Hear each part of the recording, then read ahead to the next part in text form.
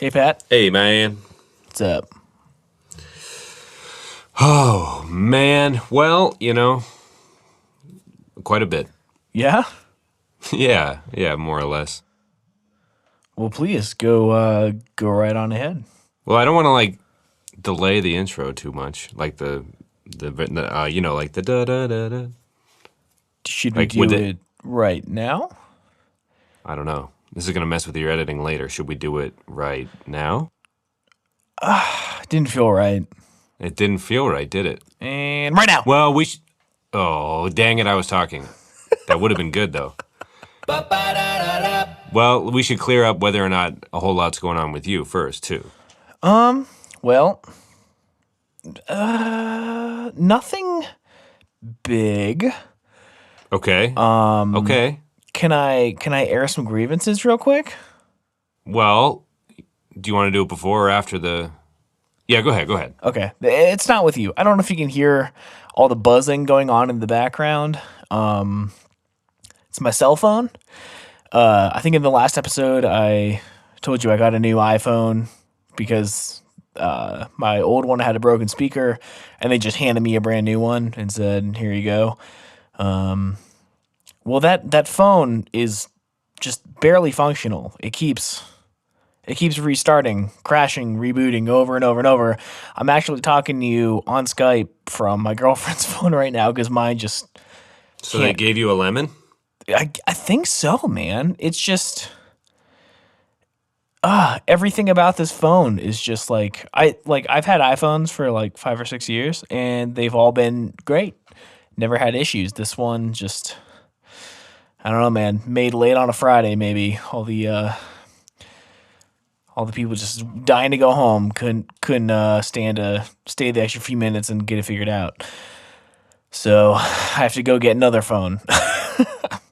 They gave it to you for free, though?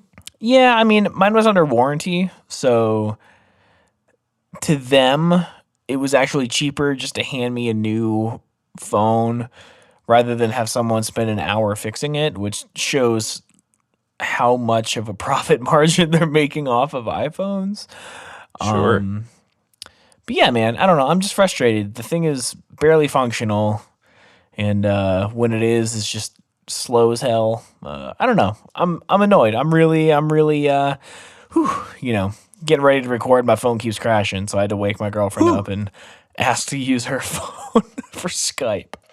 But anyways, it's off my chest. I can let it go. Don't have to worry about it now. Thank you. Oh God, now I'm dying. Start it, baby. All right, man. I'm ready to go. I'm feeling better now, so we can move on to the good stuff. Okay, let's do it. Okay, well, I was in Cincinnati last weekend helping Jesse find an apartment. Yes. It's very exciting. And I haven't seen her very frequently in the last year, and it was nice. We saw some cool neighborhoods. Cincinnati's all right. The weather was very nice on Sunday. We went to the zoo. And then some of our childhood friends, Kevin Lee and Mark Valentin, stopped in, and they spent the night in Cleveland Monday, and we had a nice time. So busy, trying to plan, the eventual move to Cincinnati and all that, and sometimes it feels like a lot. Yeah. But just living, I guess, day-to-day basis at this point. That's super exciting, man. Yeah. I'm going down to New Mexico next weekend to help her move, so it's going down. Next weekend? Not like this Friday, but next. Okay. Wow, man. Did you find some cool places? She had 6 appointments lined up. Wow. So, yeah, she's a thorough SOB.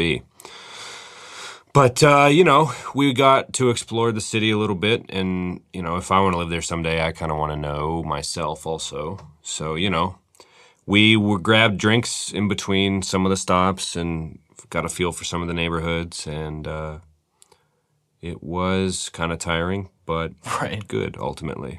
It's a nice, it's a city on a river, and it's no more, no less. Pittsburgh is that, and those types of cities, Louisville too, are pretty in their own respect, and all the beer I've tasted and all the, river sunsets I've seen so far, I got no qualms. So you had some time to like just relax and hang out. It wasn't all work. Right, yeah, it wasn't run, but she also had to justify, flying in, so Right. I will not be, that'll be probably my favorite thing is no more plane ticket. Yeah, dude. But it was kind of interesting thinking about it. I was talking to my cousin, when you do decide where to plant your roots, kind of what are you looking for, Because he was having fun, poking fun at Ohio, but then he was like, well, I live in the middle of nowhere with a bunch of rednecks. He lives in one of the Carolinas, kind of on the coast, but in like a smaller town. Sure. So it's not like a beautiful coastal, anyway. It's beautiful, but I think the people that live near there aren't what you might think. Anyway, his point eventually was, sorry for totally shitting on your future hometown, but, it's all what you make of it, I guess. So that kind of got me thinking, like, I don't know how much, what I don't know, what do you put, I guess, now that I say this out loud, you're the wrong person to ask. I was just about to say, how much thought did you put into where you moved, Because the answer is 0, right? Which is kind of beautiful in its own way, which is the point of the whole experiment. I mean, it was a little more than 0, if we're being honest. Right. Yeah, it was pretty much mountains are cool. What about Denver? Like, Yeah. No, it's fair, man. it's like maybe 5% thought. I don't know. Well, growing up in Erie, you always had a lake, so there was something directionally that made sense, and it was something to look at, and it was part of the identity of the town. Right. And I'm interested, that's why it's easy to live in Cleveland for me, because I feel like you could live in Detroit or Buffalo without skipping too much of a beat. Right. Yeah. I've never really done the river vibe thing. I never really. So we'll see. Yeah, it's going to be a new adventure, but I'm starting to think the only thing is it's kind of the more central U.S. you go. I don't know, kind of the further you get from stuff, maybe, but. Sure. There's still Indianapolis right there, and Columbus and Louisville, all in striking distance. So, I think the drive back to Erie is 5 hours or something. It's not awful. It's just Yeah, I mean, I was doing. What was it from DC? It was like 7.5, 8 hours, and oof. It's a shift worth of driving, but Yeah, man. it's doable. I mean, I would come home. I mean, God, when I was younger and I was dating someone from Erie, I would come home once a month, every 6 weeks, maybe. And yeah, I mean, that seemed like nothing compared to if I were to try to go home now. That's Yeah. booking more. I feel like you plane kind of tickets are and a little. stuff. You're a little more wiry when you're younger too, or something. You know what I mean? Like Yeah. the older I get, and again, we're not old, but a 4-hour drive from Cincinnati to Cleveland the other day felt like my back was sore from sitting so much in the car. Right. I had trouble falling asleep. Whereas when you're in high school and you're like, I need to see my baby tonight, and you're just like, I'm gonna hit the fucking open road. 9 hours go by, you're just like still awake when you get there. Right. I don't know. Right. And it's not like those feelings don't still exist. It's just like your body's. It's kind of like lagging, like in a video game or something. It's just like I'm trying to keep up with you, man, but give us a fucking break. Right. Why don't you Google some how to make your lower back pain go away stretches first, and then just mix up the positions. So she flew there and you met her there, was the deal? Yeah, I scooped her from the airport, and we Okay. saw a couple places, got a drink, saw a couple more, got dinner downtown, and then got coffee in the neighborhood she ended up liking a lot, called Hyde Park, which I guess people that live there say is kind of a swankier area. Sure. But one of the pair of friends I have there live in a spot that isn't quite, how do I phrase it delicately? It isn't quite gentrified yet. It's the pre-gentrified Right, yeah. neighborhood, I guess. And not that it needs to be gentrified, not that any should. That's not really what I'm advocating for. I'm just trying to describe the state of this particular pocket of downtown Cincinnati. But they're both from there, so they believe in it so much. They're just like, yeah, we're going to be here. And then when the sprawl comes this way, we'll be, it'll be good, man. It's going to reach here. We can feel it, But it's pretty, like, I had to avoid a drug deal gone awry when I visited them a few weeks ago, you know. They told me it was a turf territory thing that wasn't going to get escalate too heavily. But anyway, I took them for their word and we got drunk. But so when they say, you know, Jesse was, you know, enjoying a swankier part of town, to me, there was just bars and restaurants in this one part. And her rent wasn't too outlandish, I didn't think. But, Cool. Yeah. Anyway, so, you know, I was impressed by the whole thing. It's all pretty good. What's weird is the metropolitan area spills over the river into Kentucky. So it depending on which interstate you get on, you might end, you know what I mean? It's just kind of a true tri-state area there with Indiana tucked into. I'm getting ahead of myself or behind myself or not really making a point out of it. I guess I think I'm going to just kind of slowly unravel as the hour goes on. But I did want to ask you, you know, how your mental state holds up day to day on average. On like, average? Yeah. What do you do on the day to day when you're just grinding out this paycheck or that paycheck and working towards something or the usual, you know? Well, you know, I like my job. Things are about to get changed up as I remember I told you that we might be sent down to Colorado Springs. Yeah. Well, we we volunteered to do that as a team in interest of keeping our crew together because we really like working with each other. It makes the days go by quickly and smoothly, and you know, we all like hang out and like text each other over the weekends, which is another thing that I definitely do want to get into later on. But we just found out. Oh, that, you hung out with them? Yeah, not over the weekend, but we'll get to that. Okay. Well, you're getting me excited. Right. So we volunteered to drive an extra hour each way every day to keep the team together.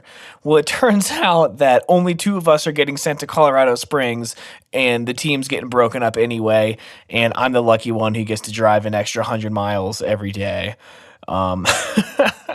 So myself and the guy that I carpool with will be driving, oh God, it's like 65 miles each way. Every day, man. Wow. Oh God. Putting in like 10-hour days?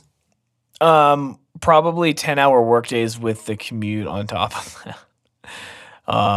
So that's not, I was including commute in my Well, guess. yeah, I guess it depends because we're going to be working with people who live in Colorado Springs. So they're not going to be taking our commute time into account. But Right. we will also be, you know, I think as we pass our office, we're going to clock in and then get paid that other hour for driving. Plus, what I found out last week, so I worked 49 hours last week. And then I had like 4.5 hours from the week before that like were held over to this week of training. So I got paid for 53 hours of work, 13 of that being time and a half, which is, oh God, it's going to be so good. Yeah, dog. But we get paid. I'm going off on a tangent here. I'm sorry, but we get paid like 55 cents for every mile that we drive in our personal car, and I got paid like $50 some just for driving to Colorado Springs and back for one day. So I think if we're driving 2 days a week, that's like an extra $100 on my paycheck. Like it's abusing my car, but the money will be good. But that's, that's something that's been on my mind. I like my job. It's very hard. Sometimes today was especially frustrating, but, I have a lot of things going on like outside of work that when I'm at work, I'm not even really thinking about work. I'm thinking about the things I want to do when I get home, which is, running this podcast network. And we're going to be launching, our new show at Astra in 2 weeks. We finalized a date, and there is so much to do in And 2 these weeks. everybody, these are some hardworking boys we're talking about. Jack Corrali. Yes. And Newton the other Campbell. one, Newton Campbell. Newton Campbell. That's a good science name. Yeah, man. Definitely, yeah. It's great. But yeah, man, so we're working hard on that. So like my days, I don't really focus on the bullshit at work too much because So does that make you say you are, so that's kind of been me to a T lately, is perhaps you could argue unfocused at work, to put it, we'll just phrase it that way. Sure. Just there's a lot going on, man. You know what I mean? And that, it's not that you don't want to be there. It's just like turns out it's not part of the plan, blah, blah, blah. Right. And, you're working nights, so you don't really have like from 5 p.m. to 10 p.m. in the night to do as you please. Working nights is kind of tough because everything's closed, so you just go home. And, I don't think I've ever met a nightside person that wakes up at 7 and makes the most use out of that morning section. You know what I mean? They just rejoice not having to turn on an alarm to wake up. But I don't know. I guess my question is, when you find yourself not thinking about work at work, do you ever feel like you're not putting your whole into the work? And do you ever feel like you should, or does it even, you know what I mean? Like, I feel like the reason I mentioned what I said earlier is I don't really have anything to complain about at all. I'm a lucky guy. But I can't help but sometimes feel distracted or not in the moment or always thinking ahead. And if I don't, I feel like I'm not prepared or something like that. You know what I'm saying? Yeah, sure. Living in the moment, I guess. But then when I do and try to do that, sometimes I feel like I don't. I just want to be ready for what's next. And, I guess there's that old adage where if you keep looking ahead, you're old and whatever the you know what I mean? Well, I feel like what you're describing more is anxiety rather than preparation, right? Yeah, probably. I guess so. Yeah, what's that? It's healthy to identify the things you can control and then do those, right? Right, yeah. But you can be doing a lot all the time about everything that happens in your life, in my opinion. You know what I mean? Like, in the age of the internet, you can look up just about and play out every scenario possible. How you get there, where you stay, who you talk to, who's there now, stuff like that. So, anyway, well, it's just been some of that stuff. Is the goal to be more focused at work or to be more like prepared for the changes that are going to happen?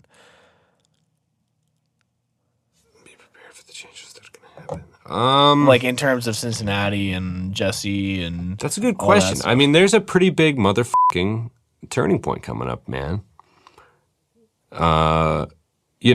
If you take a third job in the same field, it's pretty much a goddamn career at that point, right? Yeah. And there's that like haunting line in Wedding Crashers, which is the most dumb thing anybody could say. And I want to apologize for the listeners last week. I think I said like in the word dude maybe half the time, so you deserve better and I'm sorry. But there's that haunting line from Wedding Crashers where, he's like, and then you go down this path and you think you like it and then you end up not liking it and then you're 36, like that. So like the third job in any given line is kind of like a telling thing. But then at what point is it too late to switch gears? And how much do you really know and how far into another lane can you swerve? I don't know. And then you start thinking about you found someone that kind of, makes you want to just continue the whole game in general, which is probably solid. So you start thinking about kids, and if they want braces, you should probably go into a field where the ceiling's a little higher. You know what I mean? Right. And then how meaningful does work have to be, and how meaningful is it now? And the ice caps are melting, so would it be improper to even procreate? Because are you just birthing them into a very overheated world? Right. Like, it's just, again, I could totally understand if someone listened to this and was like, another whiny white boy podcast. Like, I get it. I am a lucky guy. I have absolutely nothing to be complaining about. And I don't think I am complaining. It's just trying to let you into what has been on my mind, I guess, which is the whole point of this thing that you and I are trying to do is catch up and whatnot. But Well, so what my dad, I used to call my dad all the time with these just life-ending issues, right? It was either student loans or my job or, things going on in the world, the ice caps, whatever. And the way that he framed it was, sorry, there's something stuck in my throat here. The way that he framed we got it, stuff stuck in our throats, man. dude, nothing like can anything good happen? I mean, God. No, that's the thing is it can, and it has. Sorry, I cut you off. No, Your dad was here's saying. what my dad said. I'll try to remember the three things. He said the three things that people need or crave, like to truly be happy, is love, like a decent job of some sort, either maybe like the three parts of the triangle I was trying to talk about last week, like pays well, fulfilling, potential for a career / advancement, whatever, and like a nice place to live, somewhere they can call home. And he said that the partner, the companion, someone you want to spend the rest of your life with is the hardest one to find. My family loves my girlfriend Megan, so he's always said, you have the thing that a lot of people never think they really find. You have the thing that's hardest to obtain. The other struggles will be easy. In terms I like of that. a job or a place to live. So like, Jessie obviously is, I mean, I've never met the girl, but she sounds awesome, right? And you're my best friend. You chose her. So she's, I kind of feel like she's got to be awesome. So she kind of has pretty to, good. she kind of has to be like the focus and the one that you have everything else kind of revolve around. So like, you're talking about just saying like, it, go to Cincinnati, figure it out when you're there. The only thing I'd have to say about that is finding a job in a new city. I mean, obviously you have a more specific, I don't know, I hear you. a degree that's, more aligned for finding a decent job, but like it is very hard, like way harder dude. than I imagined. And I even had Yeah, I'm just getting impatient, some man. savings. Just again, it's just like you said, like, yeah, Jesse's is a good part of it and all that, and it's just like, well, what the am I doing? You know what I mean? Like, why don't I just go there now? You know what I mean? Like, just go to Cincinnati now, right? Like, you get impatient, and then I don't know, but it's like I don't know. It's that dumb. I know probably it's broy to keep quoting the things I'm quoting, but the Shawshank Redemption, get busy living, get busy dying. It's just like, yeah, sometime in the fall, I think I'll get down there, and really what I want to do is go there tomorrow and be there waiting for it, you know what I mean? So, but, obviously it's not that easy, so. Well, I think that if I were you, well, first of all, I probably would have lost my mind a while ago because I'm so bad at long distance. But I mean, I would make that the priority. Like the contract. Like if you need to just bail out, whatever. Like just get to Cincinnati as soon as possible by any means necessary. Yeah, it's that fine line between like how much networking and around can I do on the side just to be like, prying into like, well, oh, you guys are hiring? Oh, that's interesting. Right. And then I don't know if I, how much of that can I flirt with without getting myself into trouble? Probably more than I think, I guess. Right. And then, how sure am I that I could go back on the other end and be like, lay the smackdown the 2 weeks on him if I could, you know what I mean? I don't even know how that works because I just don't know, The whole world of contracts is so strange. Everyone I talk to that's older said it, nobody ever really dealt in that. You know, you just kind of got a job and you worked for the company. Right. But now it's this crazy fucking like, I don't know, like you signing your life away, but you also need money to pay off loans and shit. So you're just like, oh, yeah, I'll sign it and just fucking pay me to do a thing. Right. Well, you know, the This is going down a bad path. We should make it goofy. well, I can tell you that on the last episode, speaking of newer cities and stuff like that, I mentioned, like, do I want to hang out with these guys, you know? Oh, yes. I work with some really nice people, but I was questioning if my work life should be separate from the rest of my life. But, you know, I moved here. I don't really have any friends. But, man, we went out to... So, Zelda came out last Friday, right? Breath of the Wild. The game I've been waiting for since they announced it, like... Oh my god, like 3 years ago they announced this game. And every game they've promised an open world, and they finally gave it to us. And I was supposed to have Friday off, and then we ended up having to work on Friday. We were supposed to work just 2 hours. Well, we were there for 8 fucking hours. And I was just kind of in a bad mood. We were on a job that should have taken 2 hours, and it was just like every single step was fucked up before we even got to it. So, yeah, like a job that should have been an hour and a half tops. We were literally on the roof for 7.5 hours.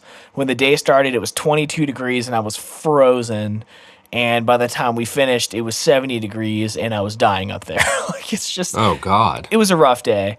And then, so I'm carpooling with a guy named Jacob, and it was a rough day. He was the one actually, like, slapping glass.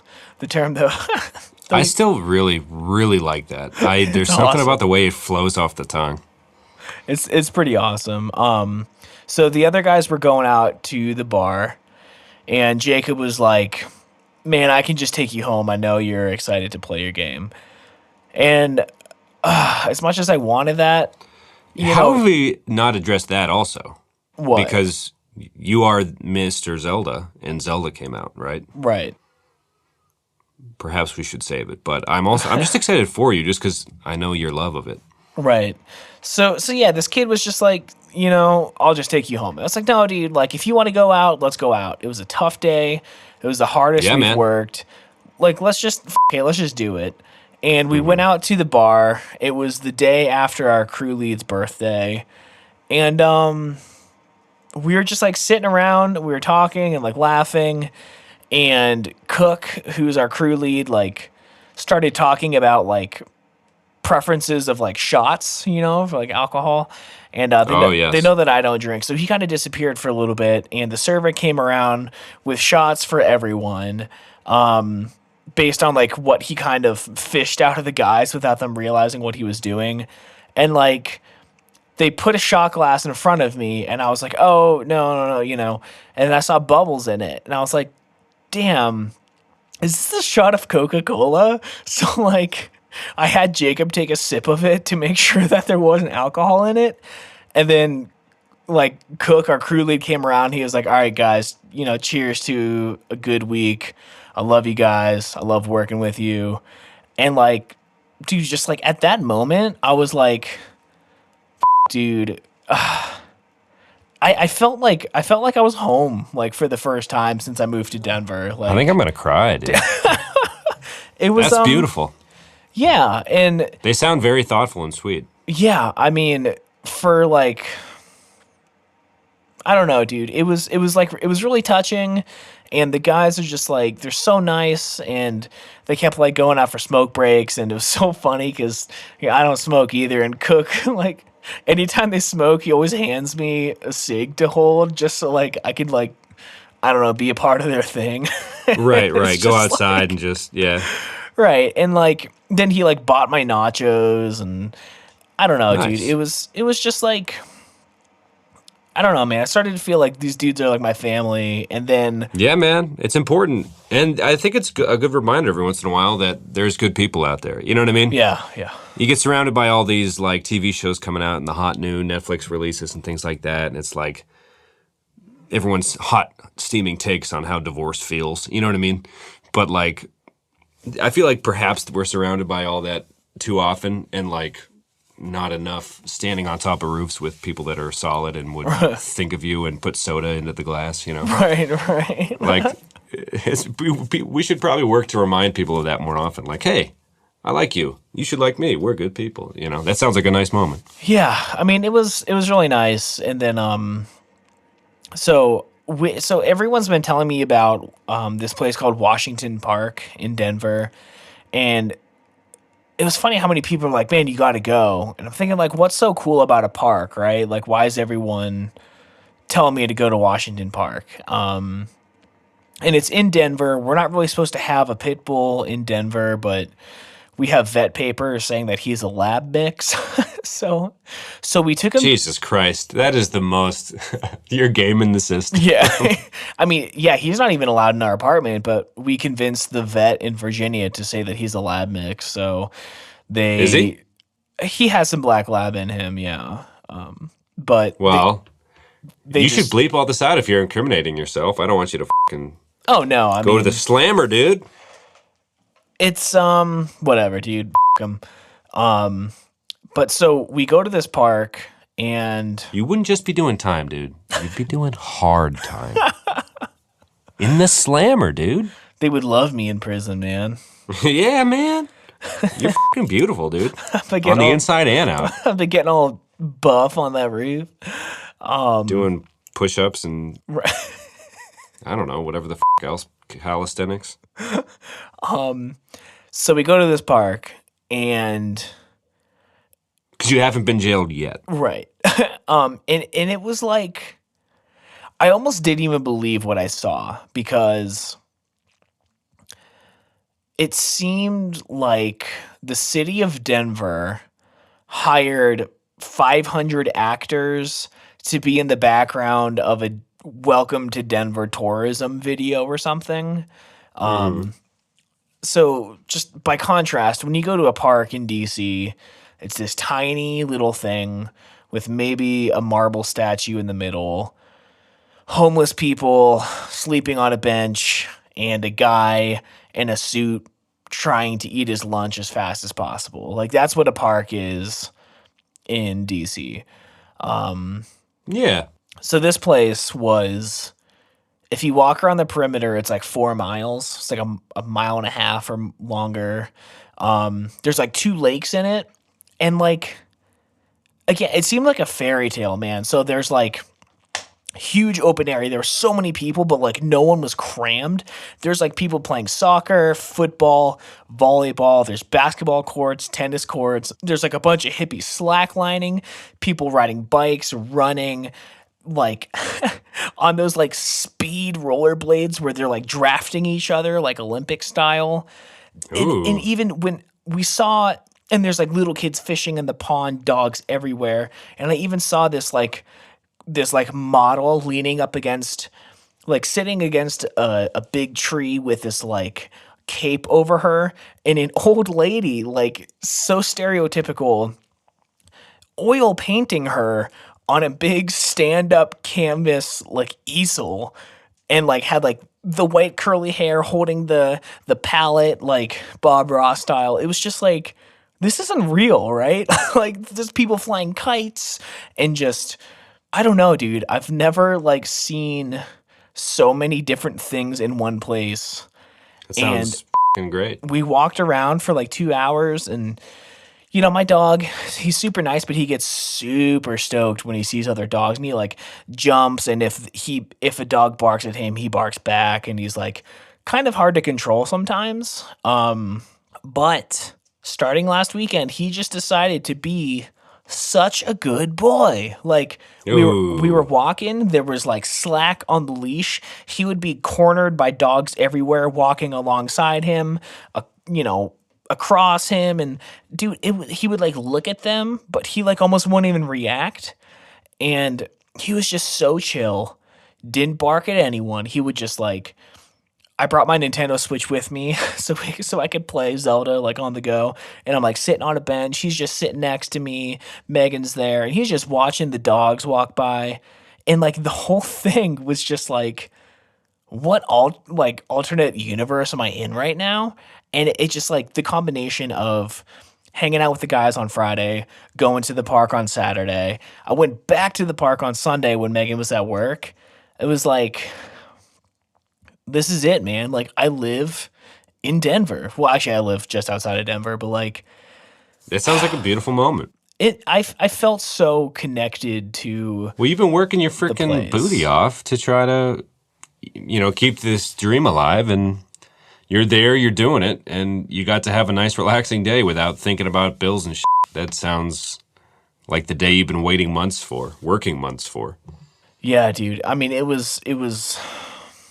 I mean, you should deserve great. to get told that, you deserve that day, obviously. Well, I You know what I appreciate mean? it, I don't know if man. you Yeah. realize it or not, but we've been sitting here for weeks talking at length, and hell yeah, dude. That's why you went, right? New adventures, new experiences, Yeah, I mean, it was new people, new good people, it was great. After working, put 53 hours on the clock at work. I probably put 15 to 20 hours of work into the podcast network a week. And I just played Zelda pretty much all weekend, man. You That's- also deserved Zelda. Yeah, dude. Is it pretty good? I don't think I have ever loved anything as much as I love this game. Whoa. This is... Okay, go proceed. Okay, so I bought the new Nintendo Switch. I What does that mean? I What put does it that on, mean? I put it on a credit card because I don't have money for it. So it's a new console, like the Nintendo Wii or Wii U or whatever. Okay. But the whole system is modular. So Okay. there's a little. What's that mean? There's a dock that you plug into the TV. There is a screen within that dock where it's kind of like the computer, the thing running the whole system. Okay.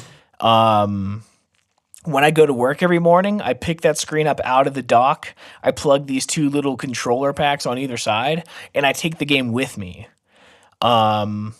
Dope. When I come home, I put the screen back in the dock. I take those little controller packs off, slide them into like an actual controller, like what you'd imagine like a normal game controller looks like. Yes. Then I play on the TV. So you can like either play it on the TV or have it as like a portable game. And So you're telling me the future is now? yes, dude, it is. That's fucking incredible. It's amazing. Like Megan wanted to watch TV the other day. I was playing Zelda and she was like, well, I'll wait till you're done. I was like, no, just put it on. I'll pick up the game and sit here on the couch playing it in my hands. Yes. And you just take the TV. And I put like 25 hours of gameplay in over the weekend. Like I set my alarm for 6 a.m. to wake up early to play Zelda. Like I'd say you have a problem, but this sounds like it brings you nothing but joy. So rock on. it does. And How long? so go ahead. I've played for like 25 hours and I've seen maybe 15% of the entire world. Like it is so big. It is the biggest, I think it's the biggest video game ever created. With the exception of No Man's Sky, which is literally the size of the universe, like the real physical universe. But that is a game that creates itself. This is I feel like we've come so far from logging on to dial-up and like having to exit to make a call. You know what I mean? right. It's like, oh man, I'll let you use the TV. You're playing a fun game. Actually, I'm going to play it on this different, smaller TV that I can go into the other room and play. Go ahead. It's like, oh shit. But dude, I'd say like my great grandpa would be amazed to see this, but Right. like me 7 years ago would be amazed to see this. It sounds beautiful. it's amazing. Sounds And like you had a beautiful goddamn week. I'm really happy. it was the best. Like I did almost no work over the weekend and I wanted to feel guilty about it, but like the next 2 weeks are going to be the busiest of my entire life. So, dude, I just play Zelda and I don't want to get like too much into it because I know that you don't, really share the same passion, but it's just like, Definitely not a gamer, but sure. the sound of your voice that I'm hearing right now makes me happy. Dude, I don't play games. I don't really get much from it, but I can dig it. but like it's so unlike any other Zelda game because in the old ones you had a path. You would follow the path, you would play the game, you would beat it, you were done.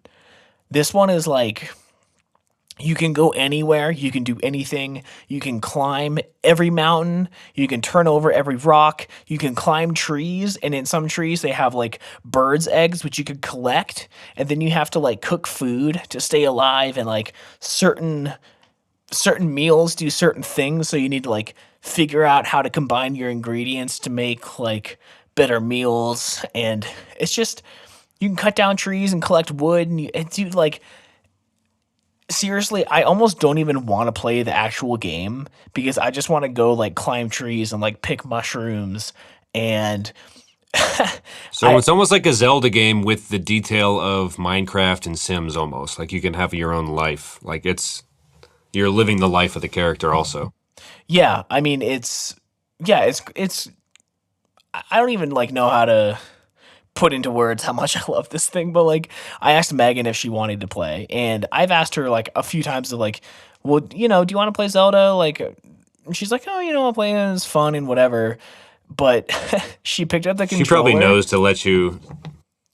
Right. Well, I mean, yeah. So she picked up the controller and like played for like 3 hours, and I was like stoked that she Ooh. was enjoying it, but then like Hmm. she just wants to keep playing, and she was like home alone the past 2 days, and I took the game with me, and I kind of like felt bad because I knew she wanted to play, but like she created her own profile and was like starting her own game, and like I went to start editing the Astra podcast, and she's like, "Babe, can I play the game?" like Yeah, yeah. even she loves it, and dude, she's funny because like you have to hunt in the game too to like get meat.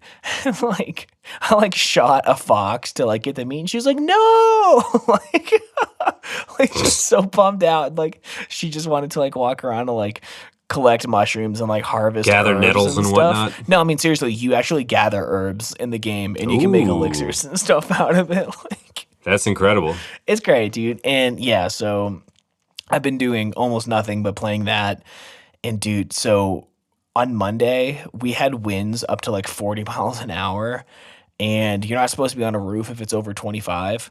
So we sat in front of this house for 5 hours waiting for the wind to die down.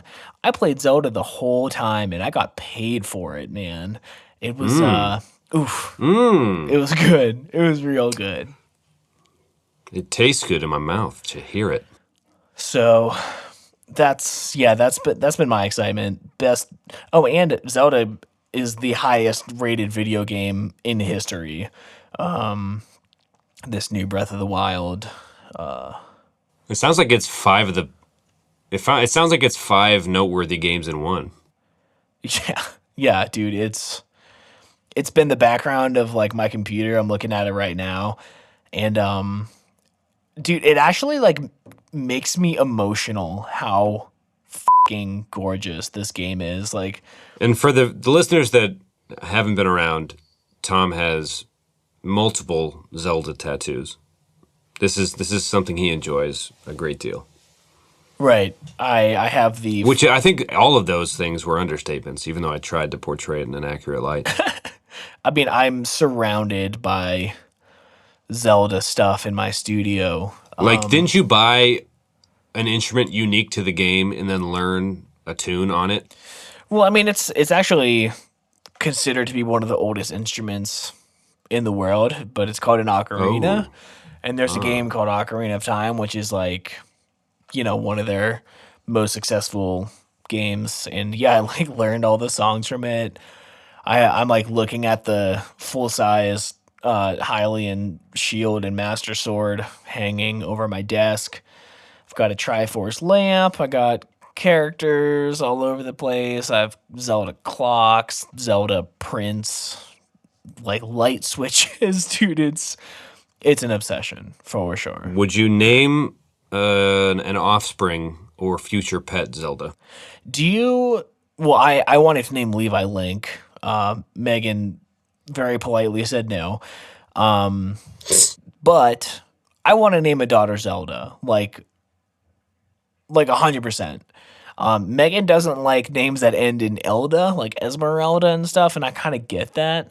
Yes. But do you remember, even if you don't play the game, you might know that, like, hey, listen, like the annoying fairy that would never leave you alone in the one game. You know, I think I've seen clips of that. Yeah, like, hey, listen. Right, I can't right. even get that. Right, so it's a fairy named Navi, and Megan and I agreed that listen. I can't even do it. we will name a daughter Navi. Oh, So interesting compromise. yeah. So we're looking at. I only want girls. I don't want to raise boys. Since that's the one name you compromised on, would you name a boy Navi just to be like, sorry, man, this is the Zelda name I'm allowed to name one of my seeds? I would pick something Navo. better for a boy. I don't know. I would totally name a boy Link. I think it would be the sickest thing ever. So you like, so in summation, you're a fan of the game. Yes. I think I mean, it wouldn't be, I mean, let's face it. There are, and you can name your kids whatever you fucking want, but you know, maybe not whatever, but in the world of goofy, character based or odd names, like you're not naming him Apple. I mean, Link is pretty harmless in terms of, you know what I mean? If you're not going like Tom, Dick, and Harry, if you're going on plane B, you know what I mean? Right. Link's pretty close to the, you know what I mean? It's closer to the middle than some of the other shit out there. Right. Yeah, that's for sure. People at least recognize it as a name because of the game. You know what I mean? They're like, huh, your parents like, you know. A girl at work names her son Anakin. No way. Way. You know, I'm not the biggest Star Wars fan, but only because of ignorance. Not that I've never really seen them, but that's pretty cool, man. Because that's The thing is, that's she unique. still hasn't seen Rogue One. Oh, so she's it's a kinda poser. Well, is she? She named her fucking kid Anakin. You know what I mean? Right. So she does love Star Wars. I don't know if that's a testament to like, I don't know what it is. She does want to see it, but she works hard. You know what I mean? Well, I mean, A working mother and all. the one thing I do know about Star Wars is the sequels or prequels or whatever. The second trilogy of movies were not very well received. So I know that a lot of people were nervous about these few coming out. And there are people who didn't want to watch them just because they didn't want to ruin any further, like do any more damage to the original. So, I mean, if that's the reason, I can get that. I can get behind that. Yeah, I hear you. Yeah, people do love those first 4, 5, and 6, man. Are those the first three? Yeah. So That's so on the confusing. Yeah, it is. So they start with the New Hope, which is just a spot. You know, as the years go by, I think George Lucas kind of claims that yes, I had 4 trilogies mapped out in my head, but then I knew that episode 4 of 12 would be the most commercially successful, so that's where we began. You know, I think in reality he got lucky and then like got to try some more ideas and he developed it as he went. I am not basing that on any research. It's just based on loose conversations I've had with Star Wars fans. That seems to be more like, you know, like, yes, I wrote out my 12-episode manifesto in advance, and I saved Jar Jar for second, and then the cool shit that, unfortunately, we were the age of thinking action movies geared towards us. We were like the target demo for Jar Jar, so, you know, when those were coming out, that's when we were in our wheelhouse. Unfortunately, Attack of the Clones was part of that. But, you know, anyway, I like Link. It's better. Anakin works too, I suppose. Yeah. You say you want girls over boys? Oh, yeah. Yeah. I think boys are fucking stupid, man. Like 10-year-old boys. Oh, my God. They're the worst. Aren't girls supposed to be pretty tough? Yeah. Yeah, I mean, I guess so. But, dude, there's something about, like, prepubescent boys that just absolutely drives me crazy. And I was one of them too, man. Like, You were. I don't know. I think that, I was there for it, man. I saw it. no, I was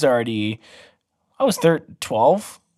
Oh my God. Was I 12 when we met? What's eighth grade? It depends when I was watching Homestar Runner with Corey and Dave at your house. That was actually when I was in like sixth grade.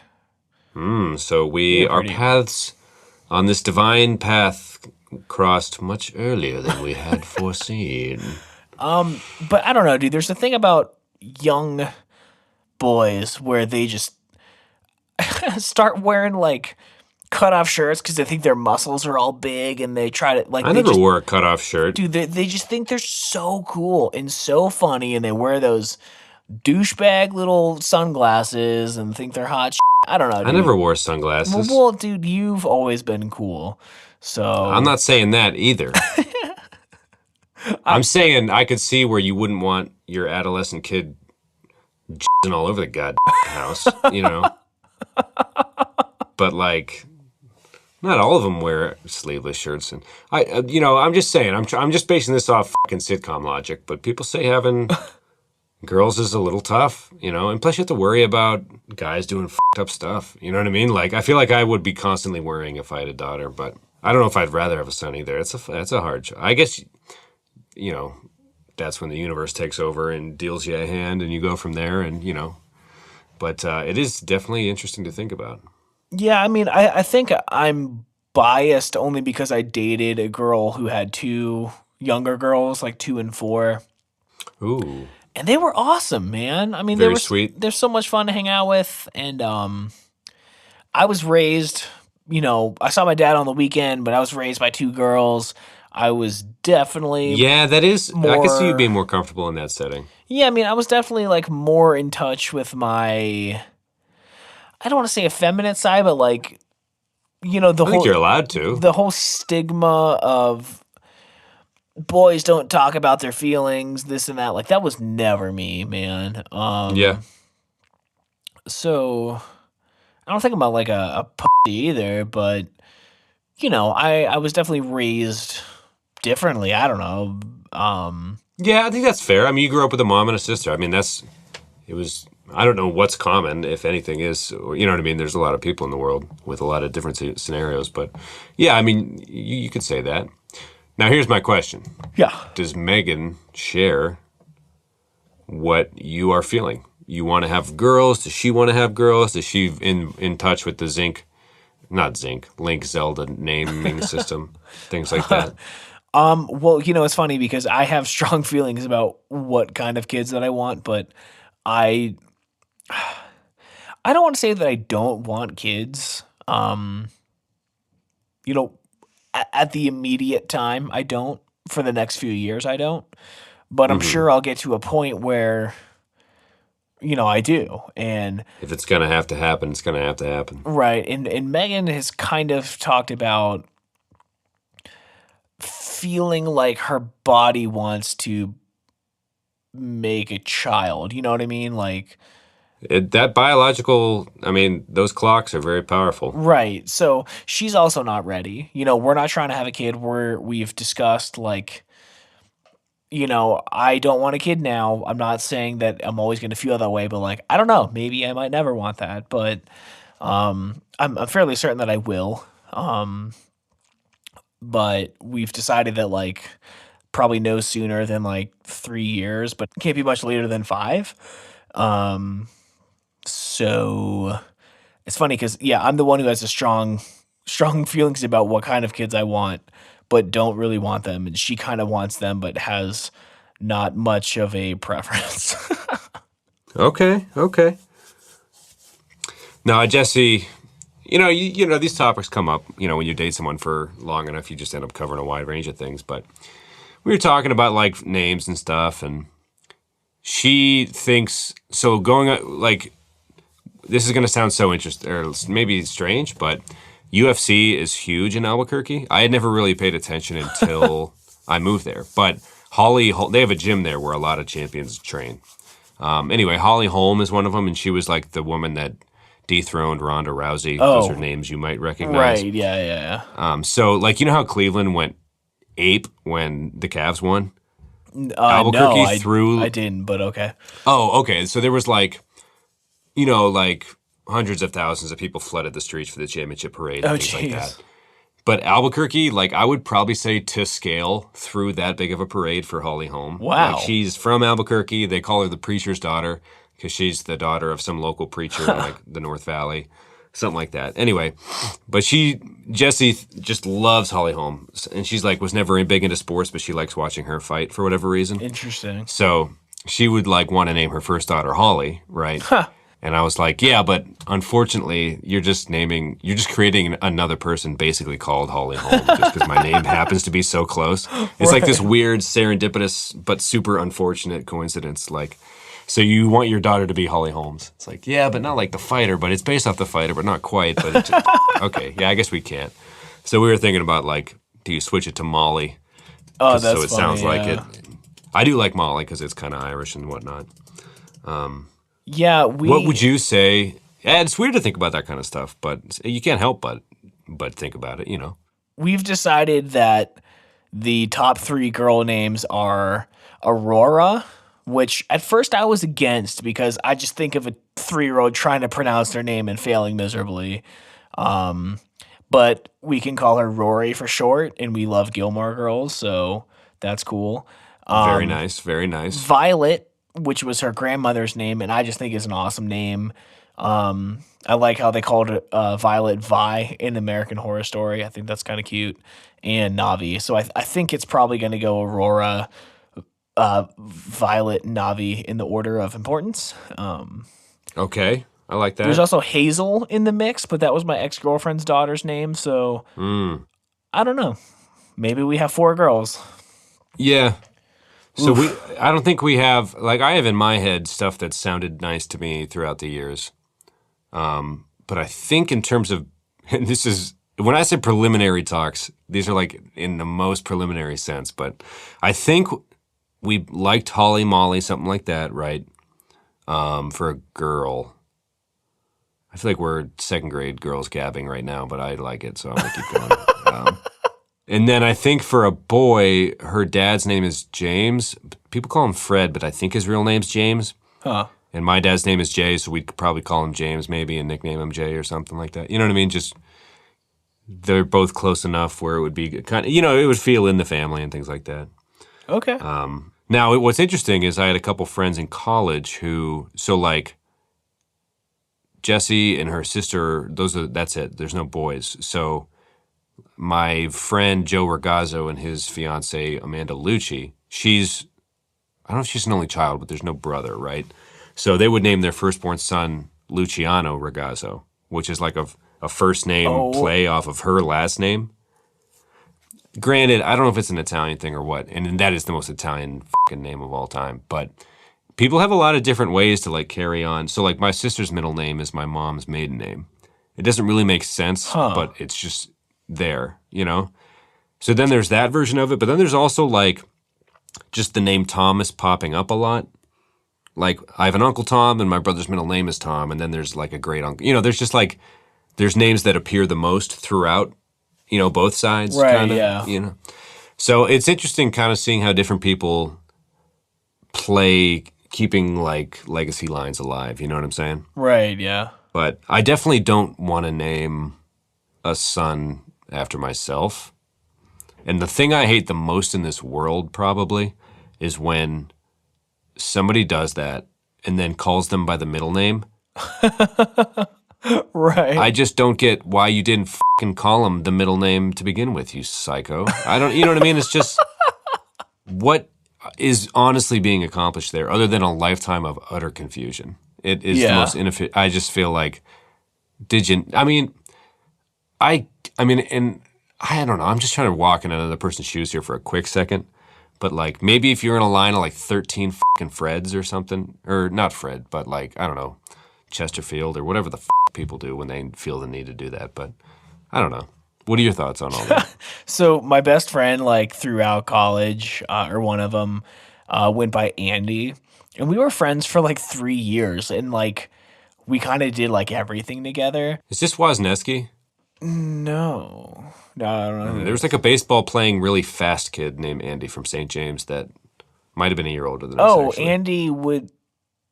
Yeah, no, I know who you're talking about. Something Polish. No, A different Andy. well, there was an Andy Hellman who was like Ooh, that rings a bell, the yeah. insane soccer player, and his best friend Andy. I don't know, but this is college. This is college. So my Yeah. buddy Andy. Oh, sorry.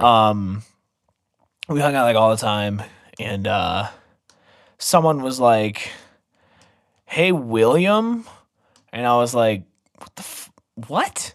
He's like, "Yeah, like his real first name is William," and I looked at him like I've never even met the guy before. I was like, Right. "What the fuck?" Like, Yeah. What it was is so this to weird, you? man. Yeah. That is, well, it throws you off. We had that, you know, anyway, so I guess I would try to avoid that. And I'm curious because Jesse's last name is Parham, or Parham is, I guess, how you say it, but you spell it Parham. There's no real, like, thing that jumps to mind to turn that into a first name. Like, Luciano Ragazzo is a fucking name. You know what I mean? And again, her name is Lucci, her last name. Luciano Ragazzo. I don't know if there's some hidden giant book in Italy that you have to dig up and find, and then you're like, oh yes, he will carry on our legacy. But I don't know. I had never really heard of that, but I think it's incredible. Maybe I just like the name Luciano Ragazzo. My mom's friend named a daughter Stella Carmela Carella. Wow. It's crazy. Is that borderline cruel or is that amazing? I think it's terrible. Okay. I was picking up maybe some of those vibes. That's the one thing is like if you name your kid after a video game, you're gonna have to live with that, you know. But what if it becomes a negative thing in their life? But it's one of the most successful franchises of all time, right? I mean, I think if you said that to anyone else, they would be like, "How is that your fucking reasoning?" I mean, like, it is. You know what I mean? Like, if you were talking to the state for some custody battle, and you're like, "Yeah, but it's like the most successful game ever," and they're like, Mr. Kelly, we have a seat over there, please." Mr. Tom.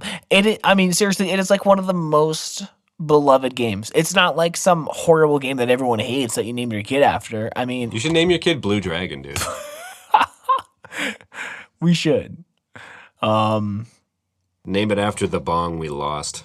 Well, you weren't involved with that. I still have, yeah, I was involved in making a bong because I was the best person in my class at ceramics, and I had to help you all make a bong, and then someone. Wait, was that your class that did it?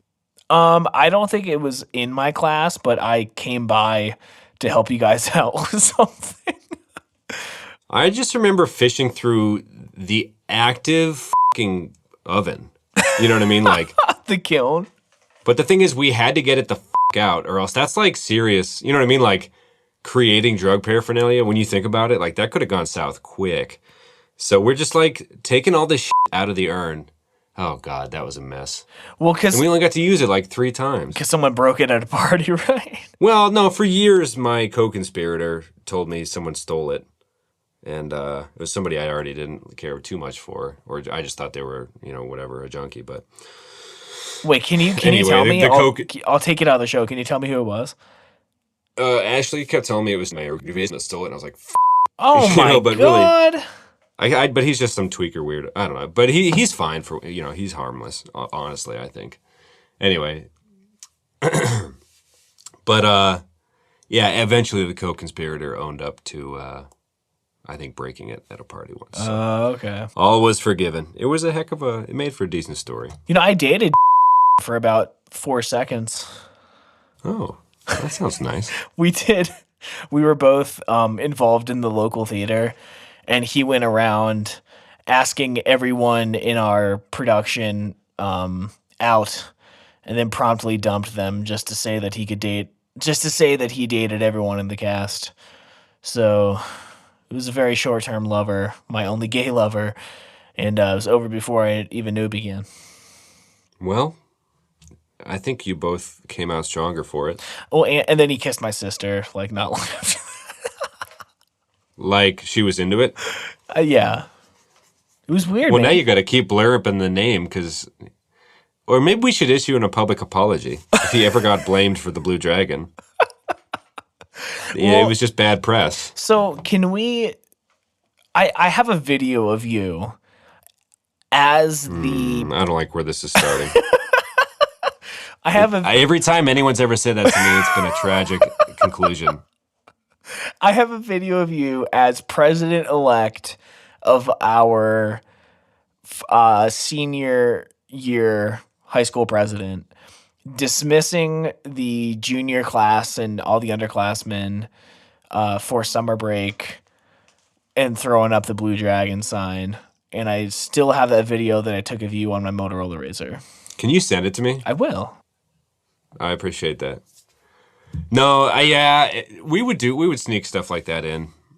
Well, you were the mascot and I was the class pres, and so for the people listening, if you were putting your index fingers and thumbs together like you were looking through fake goggles, and you put your 3 fingers left up and fanned them out and touched the 2 circles together, that was basically a Blue Dragon, right? So one's a B, the other's a D, but they're like the other 3 fingers make it fancier. So I don't know.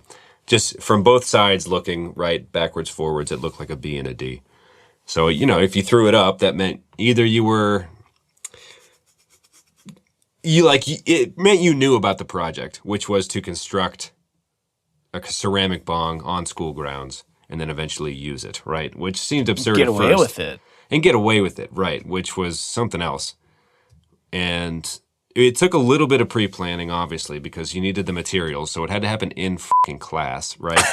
Right. So this is basically free material that you're gathering. I don't know why I'm just delving into the story now, but I love it. It's just all coming back to me. I think leading up to that moment where I think the co-conspirator was a senior that year. Anyway. Wait, who was that? Was it Ashley? Yeah. Okay. We had spent a lot of time together, actually.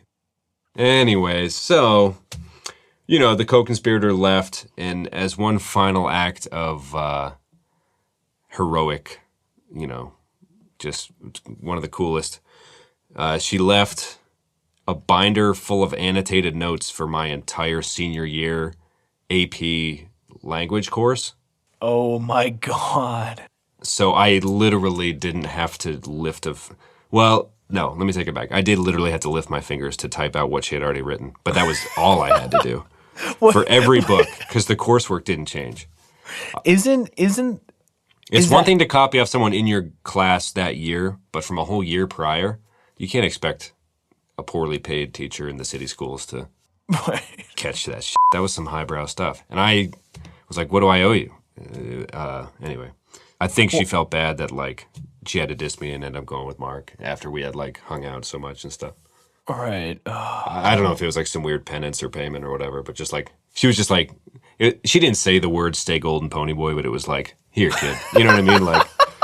You take care of yourself. I don't feel good about this, but I got to go on my way. You know what I mean? Oh my God. It's a parting guy. It's God. Was that the same class that? No, that was creative writing where Mr. Bischoff, I remember him throwing a fit because in the creative writing class, you were just rewriting verbatim the Canterbury Tales, but switching all the names out with your friends. It was a chapter from The Things They Carried.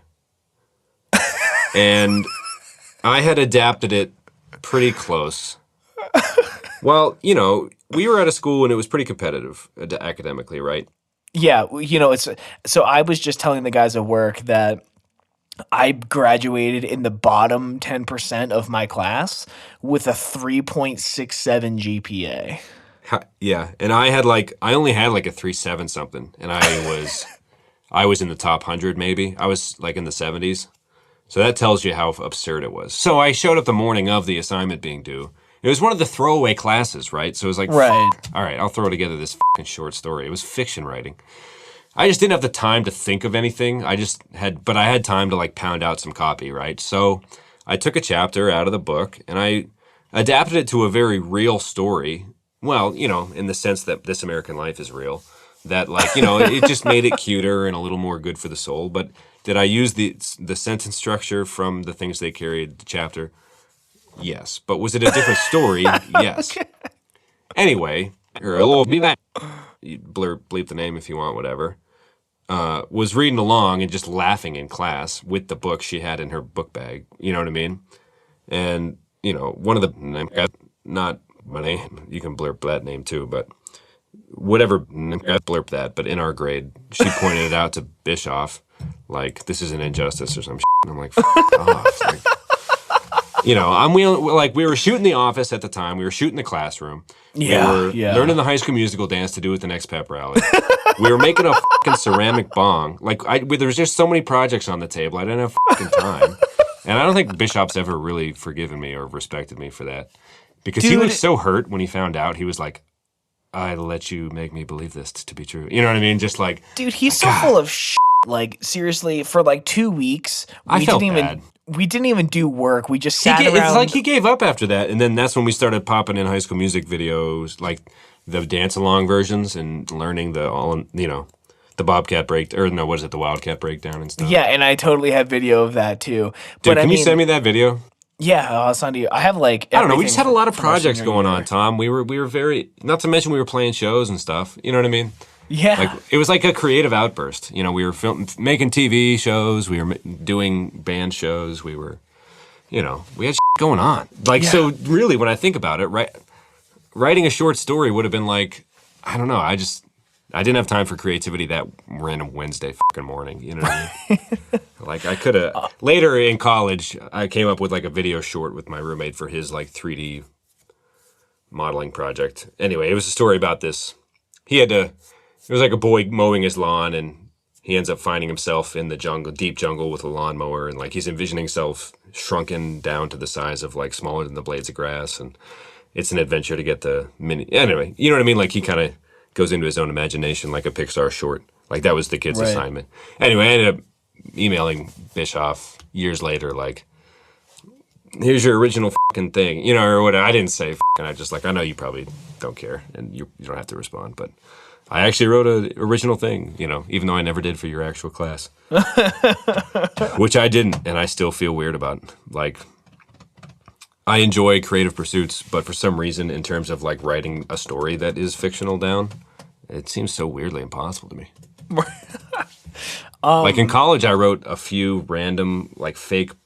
So, like, I was just Googling stuff one time in college, and Pulp Fiction came up into my head, and, pulp comic books, right? They were like a penny a piece or whatever back in the day.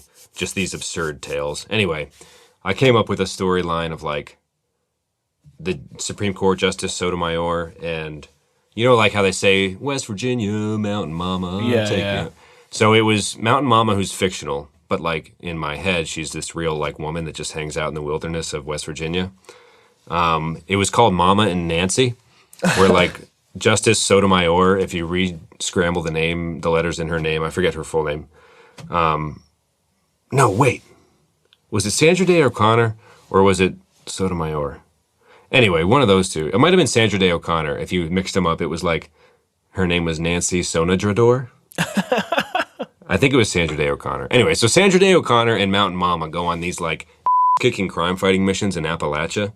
And there's like an asylum episode from like near Athens where the haunted stuff is, and there's a pawpaw festival they have down there, and there was like they were like bringing pawpaws to like this army of mutated pawpaws to life, and Mama and Nancy were on the case. It was like Sandra Day O'Connor's crime fighting alter ego.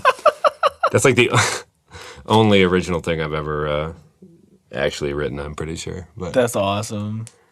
Anyway. So that was a hell of a tangent. Sorry about that.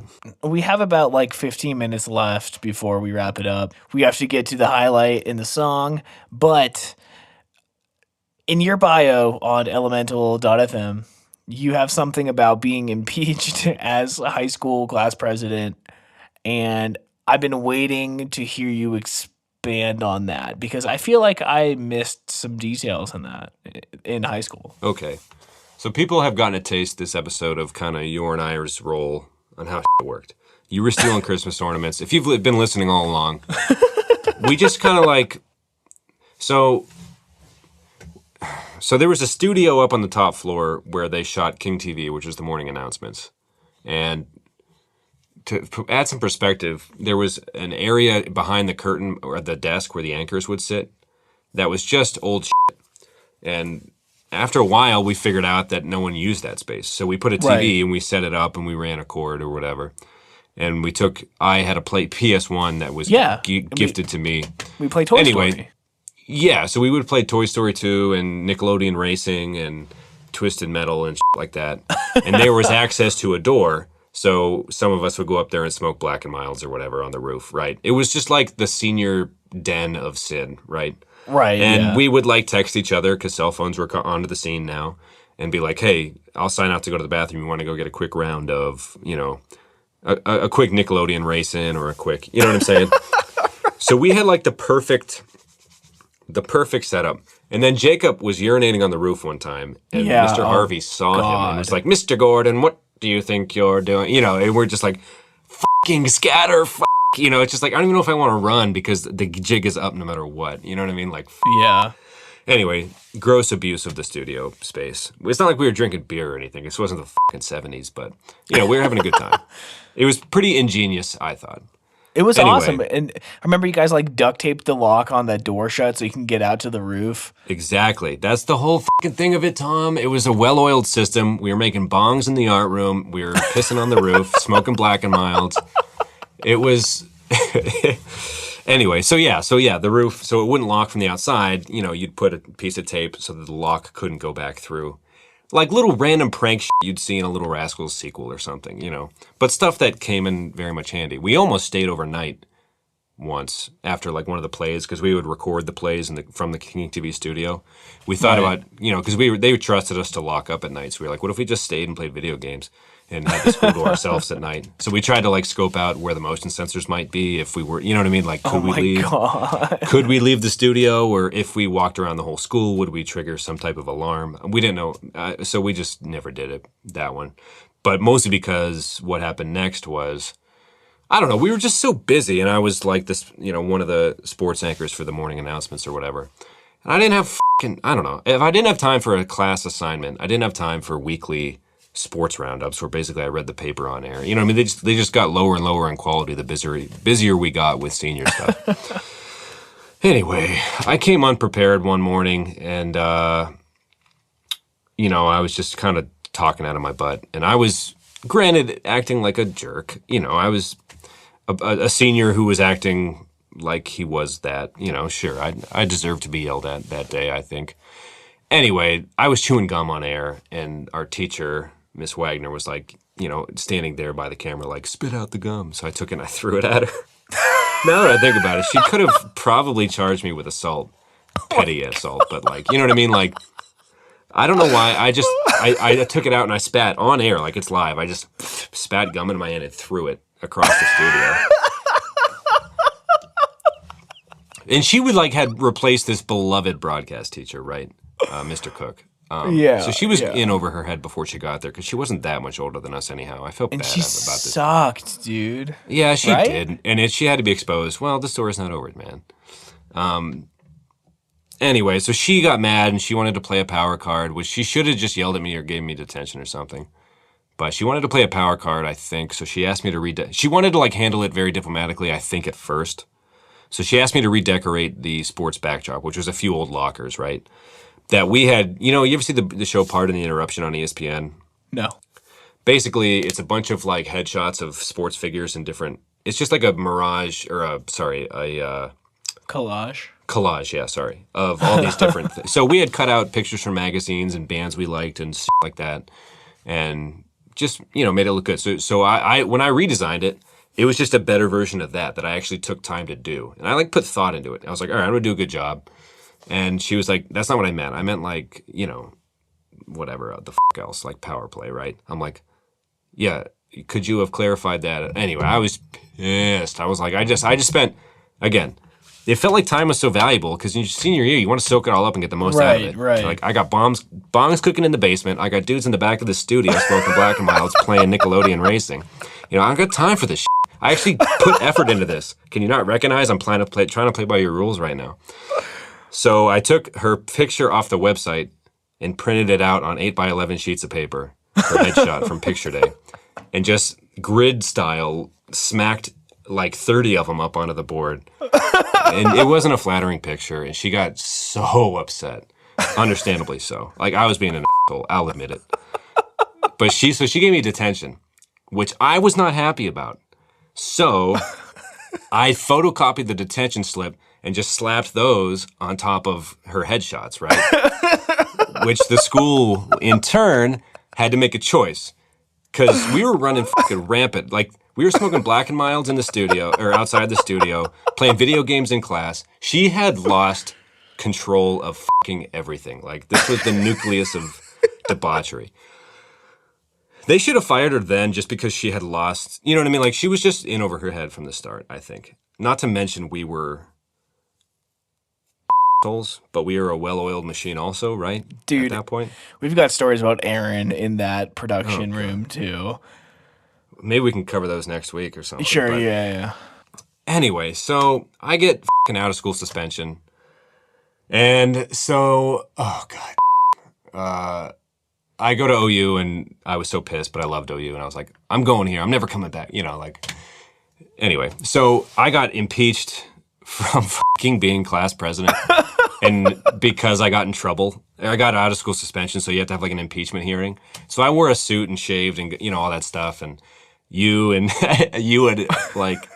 the goons or whatever were just pounding on the door, like, with signs. They were like, "We want homes." You were just like, they had to, like, pause the meeting and, like, go back out and be like, "You guys need to go home." Like, you and Adam were just like rocking it like you're at a hockey game. You were rocking the glass, like. And so anyway, I was like, "Yeah, I promise I won't get in trouble." Like, come on, man. I organized a junior trip. I'm actually into this. I actually want to do a good job. Everyone thought it was this fucking popularity bullshit. But we went on a junior trip to a fucking, whatever that amusement park was. We actually did positive things. We moved prom to the better location. You know what I'm saying? Everyone loved to run their fucking mouths about what was going on. But we were doing good things for the people. And no matter, I don't know. I could go on all fucking day about this. But anyway, so we kept filming that TV show we were doing, The Office, or The Classroom, which was The Office ripoff for the show. So I got kicked off the morning announcements. That's why the show filming started, right?